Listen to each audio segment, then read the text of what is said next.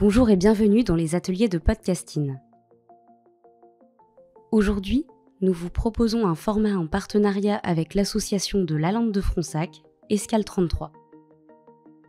Dans le cadre de son projet Ma parole compte, 6 femmes témoignent de leur vécu.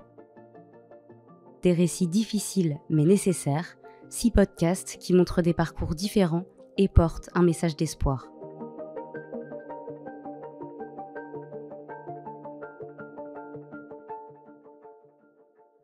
Attention, cet épisode aborde des sujets sensibles.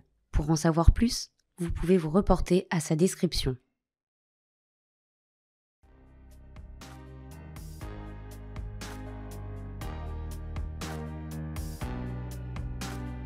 Bonjour, moi c'est Émilie, j'ai 40 ans, je travaille en crèche et je suis mariée à une femme et j'ai un petit garçon de 2 ans. Donc dans ce podcast, je vais vous parler de harcèlement sexuel que j'ai vécu en primaire et également scolaire, véritable fléau actuel. Mon fils a encore un an de crèche, mais bon, j'ai déjà des peurs concernant son entrée à l'école. Dans un premier temps, je vais vous expliquer ce qu'est le harcèlement sexuel. Donc il se caractérise par le fait d'imposer à une personne de façon répétée des propos ou comportements à connotation sexuelle ou sexiste, qui portent atteinte à sa dignité en raison de leur caractère dégradant ou humiliant, ou créent à son encontre une situation intimidante, hostile ou offensante. Le harcèlement scolaire, lui, se définit comme une violence répétée qui peut être verbale, physique ou psychologique, c'est-à-dire les intimidations, les moqueries, les insultes, la violence répétée, l'humiliation, et tout ça en milieu scolaire. Donc j'aime beaucoup une citation « Ce qui ne tue pas rend plus fort ». J'avais 7-8 ans quand j'ai compris qu'être une des chouchoutes allait changer ma vie. À l'époque, j'avais un maître qui estimait normal d'avoir des préférences. Il avait jeté son dévolu sur 2 copines et sur moi. On devait rester régulièrement dans la classe pendant la récréation. Il disait que c'était pour choisir des images de bons points. Mais comme ça arrivait souvent, les copains commençaient à nous faire la tête, à nous en vouloir. Et moi, je voulais venir jouer. Alors, heureusement, il nous laissait sortir aussi, mais il spécifiait que si on jouait avec les garçons, on allait mal travailler à l'école. Donc évidemment, moi, je l'écoutais pas.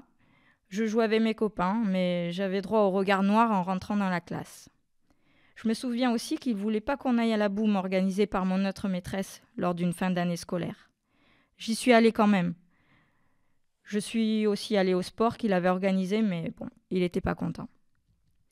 Le mercredi, j'avais foot avec mon club et il était mon entraîneur pendant quelques temps. Alors il m'y emmenait, mais avant ça, on passait à l'école pour qu'il prépare sa journée du lendemain.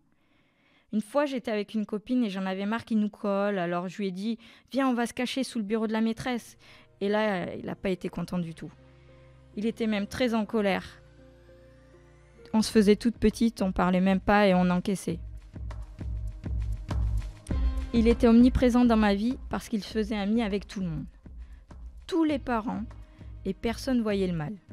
Ils trouvaient tous ça bien de voir un maître qui s'investissait autant. Alors, à nous 3, ces chouchoutes, il avait proposé de partir en vacances avec lui. Mais nous avons été que 2 à partir avec lui. Moi, je voulais pas du tout y aller, mais je voulais pas laisser mon ami seul avec lui, alors j'ai pas dit à mes parents que je voulais pas y aller. J'ai subi ces vacances, c'était horrible. On pouvait pas être toutes les 2 à discuter, même dans la chambre où on dormait, il nous laissait pas de répit. Fallait venir jouer à un jeu de société avec lui, il était tout le temps sur notre dos. Même en balade, il fallait lui obéir. Aller se changer en maillot de bain quand il l'avait décidé et même aller se baigner quand il le décidait. Je me souviens que quand il nous a demandé de nous changer, c'était derrière un rocher. On n'avait pas envie, alors on a gardé la culotte sous le maillot, les chaussettes et les chaussures, autant vous dire la dégaine que j'avais. Il n'a pas aimé la blague. Il était furieux et on a dû repartir se changer. C'était assez stressant parce qu'on commençait à être formés physiquement et qu'on avait peur qu'il débarque à l'improviste, comme on était nus.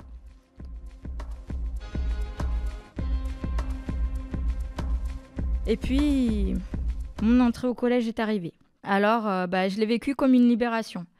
J'ai cru que ce serait tranquille sans lui, mais malheureusement, non. Parce qu'il m'attendait régulièrement à sa voiture, aux heures où mon bus me déposait du collège. À pied, j'étais obligée de passer devant l'école pour rentrer chez moi, alors il était là pour que je lui fasse la bise, pour que je lui rende des comptes sur ma vie au collège. J'avais des lacunes en maths aussi et en anglais, alors il avait vu avec mes parents pour me donner des cours. Donc encore et toujours présent dans ma vie. Il savait très bien manipuler tout le monde.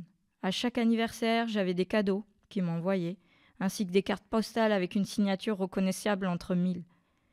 Il nous a aussi emmenés au cinéma, où l'on devait lui tenir la main comme des amoureux, les doigts entrelacés.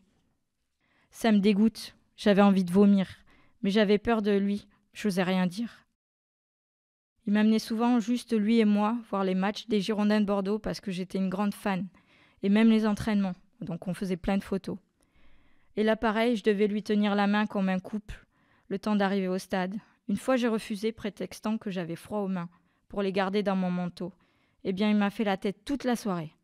Je me rappelle aussi, il m'a emmené chez lui pour m'offrir un t-shirt de dauphin à lui. Les dauphins, c'était mon animal préféré. Il a voulu que je l'essaie, alors je suis allée dans une pièce fermée et quand je lui ai montré, il m'a dit « Tu devrais enlever ton soutien-gorge pour avoir le contact directement avec ton animal préféré. » Je me souviens pas s'il est resté lorsque j'ai enlevé mon soutien-gorge. Je crois qu'il y a des choses que mon cerveau a voulu oublier. Je sentais une gêne profonde en moi. Mais je l'ai compris seulement quand j'ai vu un jour une pub qui expliquait aux enfants ce que les adultes n'avaient pas le droit de leur faire. Ce jour-là, j'ai pu mettre des mots sur ce mal-être. En primaire, j'ai beaucoup pleuré le soir seul dans ma chambre, à noircir mon agenda secret. Pendant des années, j'ai fait le même cauchemar sans comprendre pourquoi. Et au collège, pendant des années, il a continué à m'écrire, alors que je ne répondais plus. Il a demandé à des camarades de me surveiller pour lui rendre des comptes. J'ai dû lui dire bonjour chaque fois que je le trouvais sur mon chemin.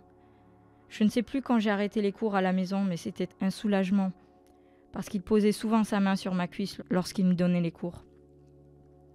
J'ai gardé tout ça pour moi pendant 7 ans. Le silence n'est pas d'or dans ces moments-là. Il ronge de l'intérieur et l'empêche de s'épanouir. Toute ma vie de jeune adolescente, j'ai voulu me faire toute petite pour ne pas qu'on me remarque, pour me faire oublier. Ado, en famille, j'ai souvent fait la tête. Trop de choses se bousculaient en moi, je le sais aujourd'hui avec le recul. J'étais en colère, j'avais envie d'exploser sans pouvoir le faire.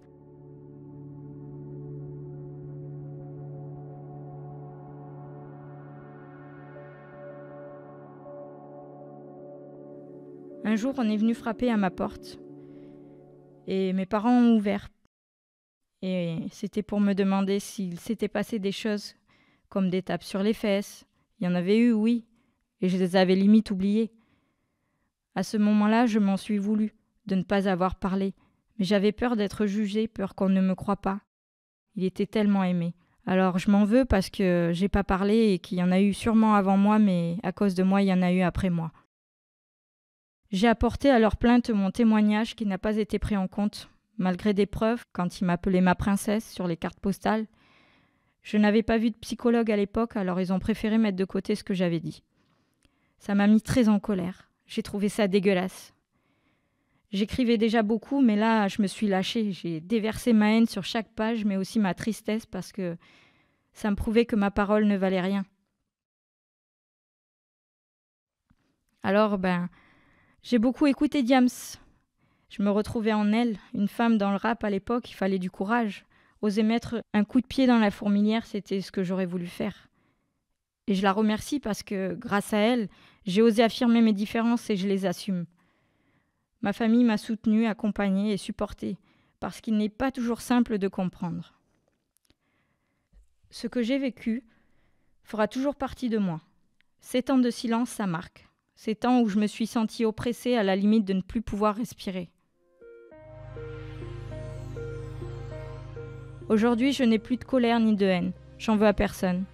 J'ai fait mon chemin et je suis devenue la personne que je suis à cause de cette histoire. Et je préfère me dire que j'ai développé des capacités en restant en retrait.